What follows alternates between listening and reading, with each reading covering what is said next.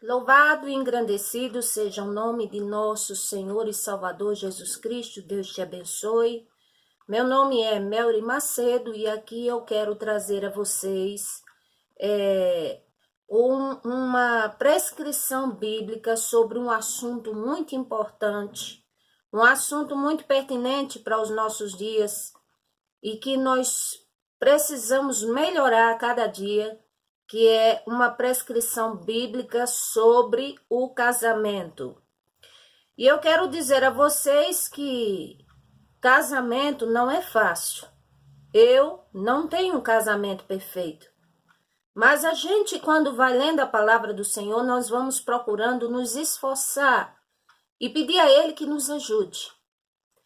E eu quero começar aqui no modelo lindo de família do Salmo 128, que é uma promessa do Senhor para todas as famílias, assim eu creio. E diz assim a palavra do Senhor, o salmista, ele dizia assim: bem-aventurado é aquele que teme ao Senhor, glória a Deus, e anda nos seus caminhos. Pois comerá do trabalho de suas mãos, feliz será e te irás bem. A tua mulher será como uma videira frutífera aos lados da tua casa. Os teus filhos como plantas de oliveira à roda da tua mesa. E eis que será assim, e será abençoado o homem que teme ao Senhor. O Senhor te abençoará desde Sião, e tu verás o bem em Jerusalém, ou seja, tu verás o bem em tua casa, tu verás o bem sobre tua vida, em todos os dias da tua vida, mesmo que venha adversidades, é claro, mas a bênção do Senhor também estará sobre sua vida. E verás os filhos de teus filhos e a paz sobre Israel. Um lindo cântico cantado no casamento dos israelitas. E que, como está na Bíblia, nós entendemos que para nós é uma promessa do Senhor. Assim, é um modelo familiar que agrada ao Senhor. Agora, para começar, é claro que eu trazendo para a nossa vida de hoje, além de casamento não ser fácil duas pessoas se unirem e se tornarem uma só, cada uma vem com pensamentos e ideias diferentes. Também não é fácil a solidão para outras pessoas. Tem pessoas que para elas não é fácil casar. Contudo, eu quero dizer aos que não são casados, que tenham esperança e um pouco de paciência.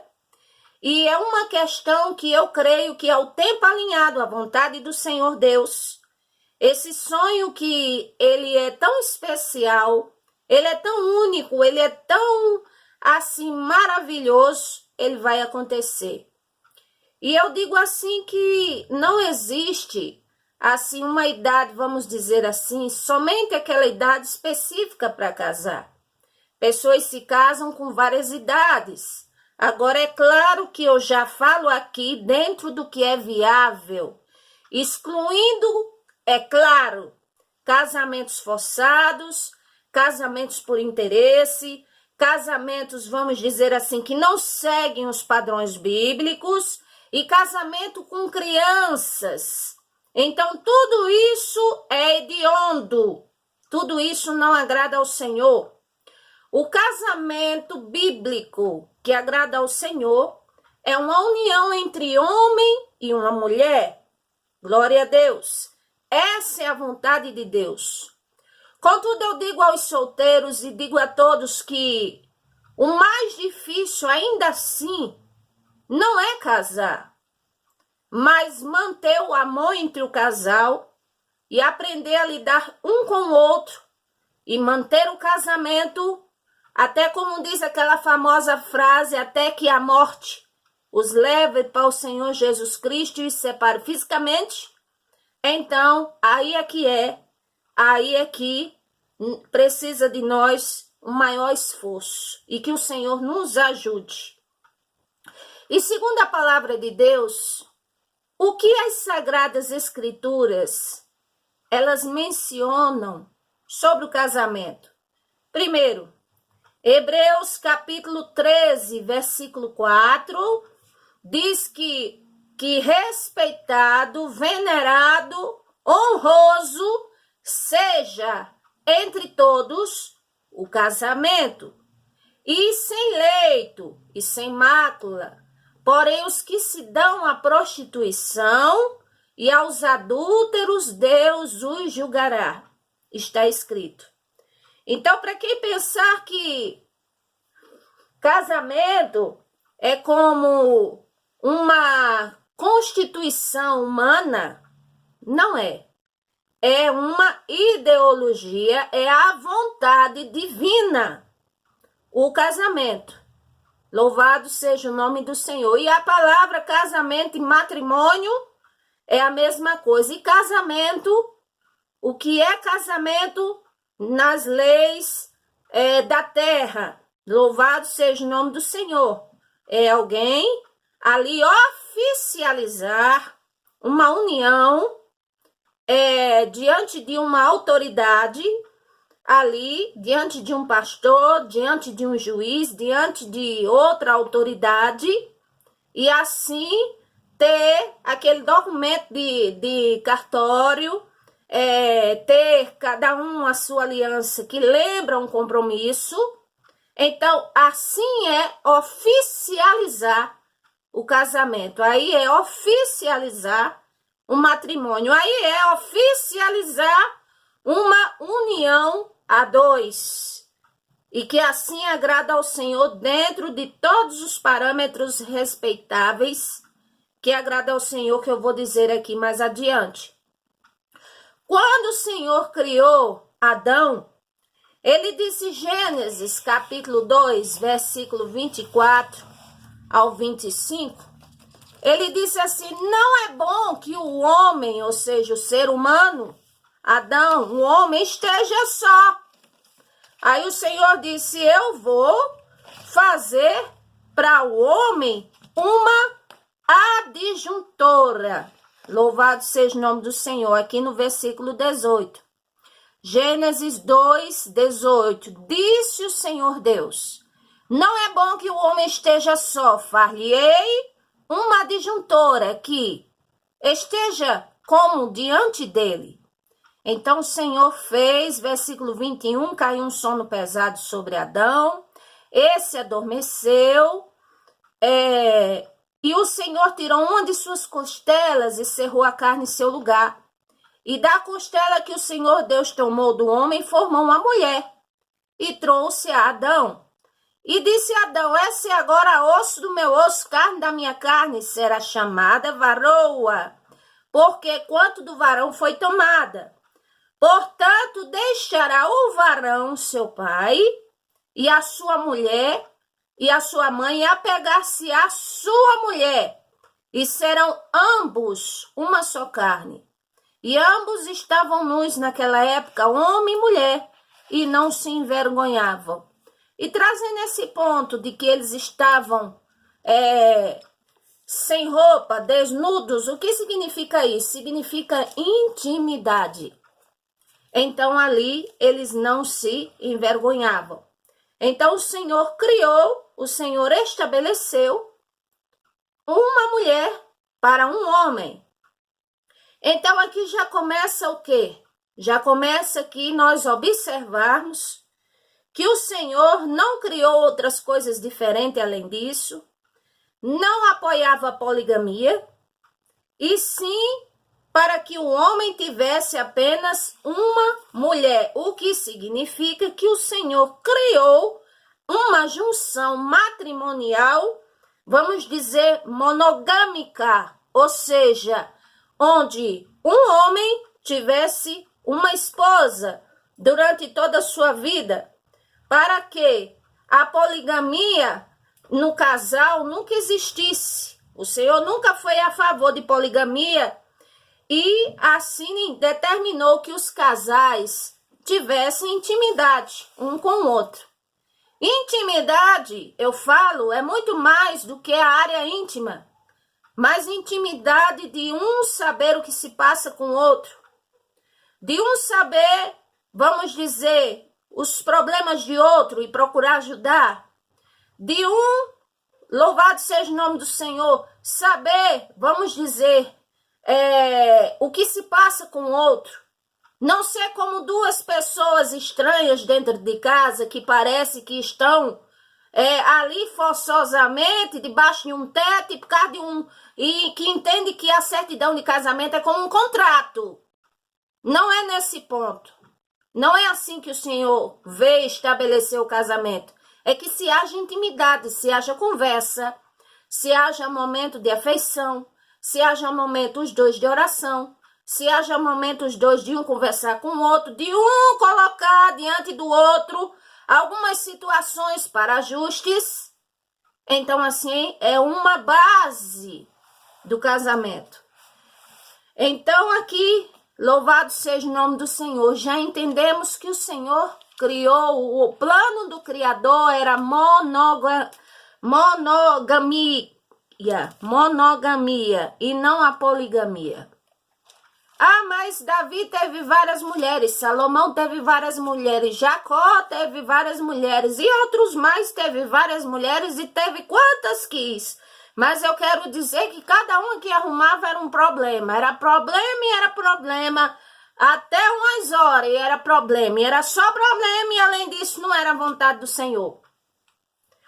Então aqui nós vamos ver mais.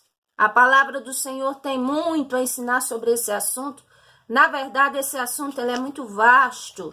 E eu só estou dando aqui, vamos dizer assim, só um comentário, uma introdução do que é o casamento, a vontade do Senhor de um casamento, para que seja um casamento. Aqui em 1 Coríntios, capítulo 7, versículo 1, diz assim: ora, quantas coisas que me escrevesse, bom seria que o homem não tocasse em mulher. Mas por causa da prostituição, cada um tem a sua própria mulher, e cada uma tem a seu próprio marido. E o marido pague, o marido dê, louvado seja Deus, a mulher, a devida benevolência, ou seja, a devida paciência, a devida bondade, e da mesma sorte também a mulher ao marido, também dá a benevolência, a bondade, ser cortês, ser gentil. É assim. Louvado seja o nome do Senhor. A mulher não tem poder sobre o próprio corpo, mas tem o marido, também da mesma maneira. O marido não tem poder sobre o próprio corpo, mas tem a mulher. Ou seja, aqui fala de intimidade. Agora, uma pausa. Não é uma intimidade, vamos dizer assim, inapropriada, uma intimidade, vamos dizer assim, que não seja viável, mas uma intimidade dentro do que é viável, dentro do que é do pudor e dentro do que é normal. Aqui diz: não vos defraudeis um ao outro, senão por consentimento mútuo, por algum tempo, para vos aplicardes a oração. E depois ajuntai-vos outra vez, para que Satanás não vos tente pela vossa incontinência. Sabe o que acontece no casamento? Às vezes um tem raiva do outro. Aí um, para se vingar do outro, aí procura fazer por onde privar o outro daquela área, da área da intimidade. Aí procura, vamos dizer assim, uns até se justificam. Eu vou me santificar ao Senhor. Eu vou buscar o Senhor. Mas vem cá. Se é casada, aqui diz que deve haver consentimento entre os dois. Ou seja, o assunto deve ser conversado e deve falar com o outro. Não é fazer sozinho e achar que Deus é bobo e, na verdade, é se vingando do outro. Ou botando o outro, vamos dizer assim, numa provação, certo? Então, aqui diz: Não vos defraudeis um ao outro, senão por consentimento mútuo. Em outras palavras, também está dizendo, não faça nada que envolve o outro sem o consentimento do outro. Se vai se retirar para a oração, para buscar ao Senhor, que seja em concordância e não seja por um longo período para praticar o celibato dentro de um casamento, que é antibíblico e não é viável, um celibato de muitos anos, certo? E por trás daquilo esconde a vingança, e aí vem Satanás e tenta mesmo, pela incontinência. É assim. O que mais? O fundamento do casamento, a prescrição do casamento. Eu estou dando só, vamos dizer assim, um parecer, vamos dizer, geral, simples. Glória a Deus. O casamento é o mesmo que matrimônio, eu já disse a vocês. Ele é viável. E o abrasamento não é viável diante da vontade do Senhor. Vamos ler aqui 1 Coríntios, de volta, capítulo 7. Glória ao nome do Senhor. Fala sobre tudo isso. Glória a Deus, que é melhor casar do que se abrasar. Vamos ver aqui o versículo que eu esqueci de marcar. Mas nesse mesmo capítulo está dizendo, é melhor casar do que se abrasar. E o que quer dizer se abrasar, minha gente?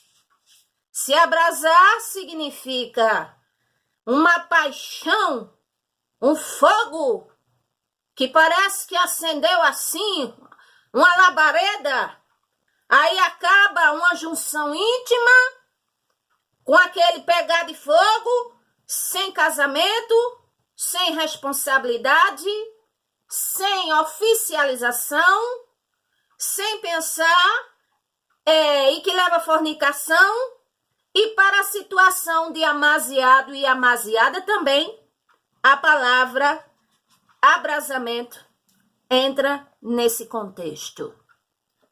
Então, louvado seja o nome do Senhor.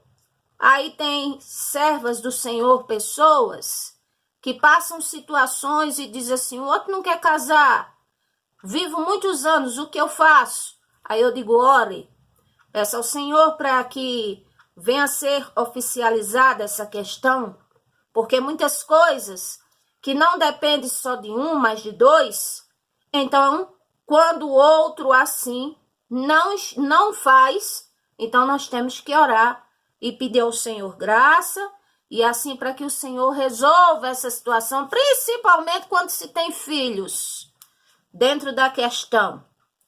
Então, louvado seja o nome do Senhor. Não se abrasar. Glória a Deus. Eu ainda não achei o versículo, mas até o final do estudo eu falo a vocês o versículo. Então, o Senhor, a vontade do Senhor é o casamento e não o abrasamento. No casamento se há tribulações. E quantas tribulações? Quantas? Uma vida a dois, todo mundo que é casado e tem um cônjuge e tem, vamos dizer assim, uma pessoa a qual convive, sabe. Há muitas tribulações. Quando não é problemas de ajuste de casamentos, cada um tem uma ideia fixa na mente, e às vezes parece, como dizia lá na minha terra, e diz, parece um azogue e o outro é agulha, não é? Quando não é isso, é problema com os filhos. Quando não é isso, é tribulações por causa de vida financeira. Quando não é por causa de vida financeira, é por causa de outras questões. Às vezes, um não usa muito a regra da fidelidade como era para usar. E muitas vezes a outra pessoa é rancorosa e não sabe perdoar. E eu quero dizer a vocês que há muitas tribulações, mas muitas mesmo, não é pouca não, é muitas. Agora, quando a pessoa vai orando ao Senhor, pedindo a graça de Deus, a ajuda do Senhor, e ela vai entrando e observando os princípios do Senhor e procurando fazer a parte dela. Louvado seja o nome do Senhor, e orando, e assim pedindo ao Senhor maturidade para lidar com situações. Então eu quero dizer a vocês que essas tribulações, elas vão, vamos dizer assim, se reduzindo e vão, vamos dizer assim, sendo, vamos dizer, lidadas de uma forma melhor. 1 Coríntios 7, 28. A parte B. Todavia, os que se casam, terão tribulações na carne, e eu queria poupar-vos. Então, já vou dizendo que se você tem um casamento e diz assim, eu passo muito problema e muita situação difícil, eu quero dizer que faz parte do casamento. Agora, é claro que nesse estudo de casamento qual o Senhor me deu, tem questões que são nossas mesmo, humanas, que nós fazemos por onde. E tem outras questões que já é como se fosse uma maldição, é um mal. Então, isso também deve ser levado na pauta em consideração. E também tem questões que são mais de adequação. Não é necessário se haver uma briga, porque um gosta de um arroz mais duro e o outro gosta de um arroz mais mole. Não é necessário um inferno, porque um fala baixo e o outro fala alto. Não é necessário uma guerra, porque um olha um móvel e se agrada e o outro não quer aquele móvel. Tem que os dois entrarem no denominador comum. Então, quer dizer, tem coisas que traz tribulação, mas que é como uma tempestade num copo d'água, entende?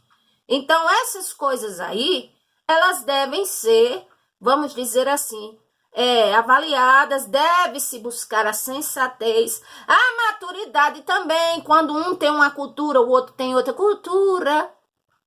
Quando um, vamos dizer assim, é sistemático e é da organização e o outro não é, e não tá nem aí para a organização. Então, essas coisas assim é que entram no ajustamento. E não quer dizer que seja um inferno, não. Agora, é claro que quando a pessoa não sabe lidar, aí é uma verdadeira tribulação. Mas eu digo a vocês, eu afirmo com toda veemência, tem muitos casamentos que se desfazem, mas muitos deles é por causa de que um não tem maturidade para lidar com o outro, ou um não tem tolerância para lidar com o outro. E que isso é possível se alcançar. O versículo aqui sobre abrasamento, 1 Coríntios 7, versículo 9. Mas se não podem conter-se, casem-se, porque é melhor casar do que se abrasar. E depois de casado e casada, diz aqui, o apóstolo Paulo, versículo 10, aos casados mando não eu, mas o Senhor, que a mulher não se aparte do marido, porém se apartar que fique sem casar, ou se reconcilie com o marido e o marido não deixa a mulher, ou seja, qual é o propósito original do casamento? Mais uma vez, é lembrando uma união monogâmica, é lembrando mais uma vez um para o outro. Então, não é aquele fogo, sabe? Aquela coisa. Não, é uma coisa que envolve muitas questões e que tem que pensar e que tem que raciocinar. Não é assim o ímpeto do fogo, sabe? Vamos dizer assim, da impulsividade. Porque exige mais do que paixão, do que achar bonito, do que achar bonita, sabe? Um casamento é uma coisa que requer muitas coisas e pensar muitas coisas. Então, casamento agrada ao Senhor, mas abrasamento não agrada ao Senhor. Então, muitos passam por tribulações, é verdade. Mas eu digo a vocês que se manterem unidos na fé, na esperança, no amor, e ambos cederem para a maturidade, para, vamos dizer, entrarem num denominador comum, então eu digo a vocês que, como diz a jeito, coisas de adaptação, é como se diz, vamos imaginar aqui, é como se fosse um café. Tem a água, tem o café e tem o doce do café. E para o café ficar muito bom, para quem não sabe fazer, é necessário, vamos dizer assim, é necessário praticar algumas vezes até aprender a fazer um bom café. Assim é um casamento.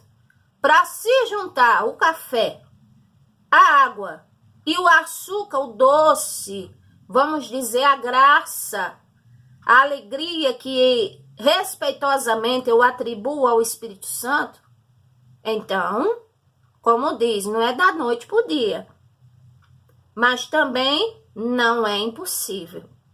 Então, vamos avaliar cada caso é um caso.